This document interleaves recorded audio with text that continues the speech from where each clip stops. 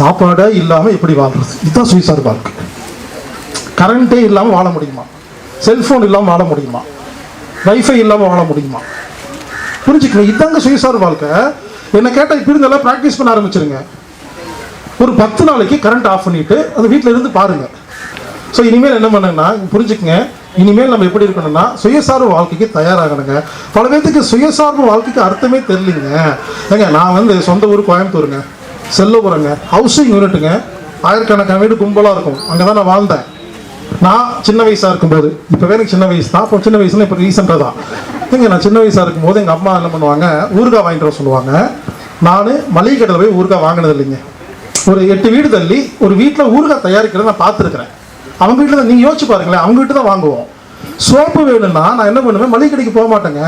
ஒரு 15 வீடு தள்ளி ஒரு வீட்டில் சோப்பு தயாரிச்சுட்டு இருப்பாங்க. நான் பார்த்துருக்கேன். பார் சோப்பு நல்லா வளன்னு இருக்கும், நான் பார்த்துருக்குறேங்க.